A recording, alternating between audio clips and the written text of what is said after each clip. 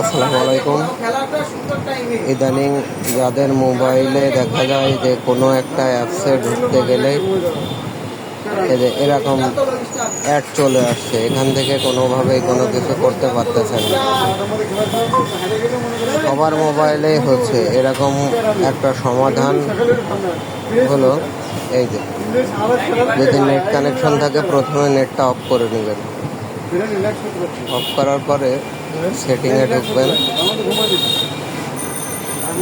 সেটিংয়ে ঢোকার পরে কয়েকবার প্রেস করলে সেটিংয়ে নিয়ে যাবে। নিয়ে যাওয়ার পরে অ্যাপ ম্যানেজমেন্ট, অ্যাপ লিস্টে ঢুকবেন। ঢোকার পরে দেখবেন যে কোন অ্যাপসটা আপনি ব্যবহার করেন না, যে অ্যাপসটা আপনার অনাকাঙ্ক্ষিতভাবে ইনস্টল হয়ে গেছে।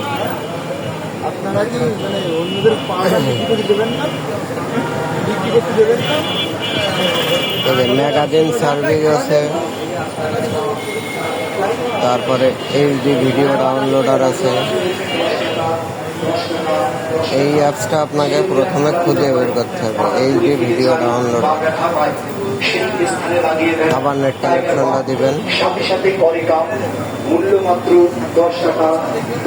তারপরে প্লে স্টোরে যাবেন।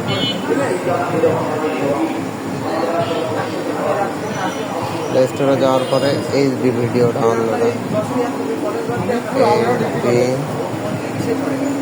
Video downloader apps. এবার আপনি দেখবেন যে কোন অ্যাপসটা ইনস্টল আছে, খুঁজে বের করতে হবে। যদি প্লে স্টোরে খোঁজাখুঁজি করে না পাওয়া যায়, তাহলে প্রত্যেকটা কোম্পানির একটা নিজস্ব অ্যাপ স্টোর আছে। যেমন টেকনোতে আছে প্লাম স্টোর। প্লাম স্টোরে যাওয়ার পরে, এখানে যাওয়ার পরে নিতে যাওয়া হবে। নিতে যাওয়ার পরে আনইনস্টলে চাপ দেবেন। দেওয়ার পরে এই যে অ্যাপটা এইচডি ভিডিও ডাউনলোডার, এইটা আনইনস্টল করে দিতে হবে।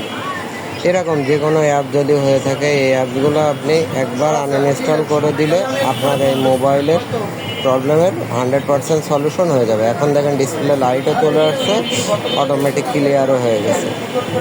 ধন্যবাদ সবাইকে।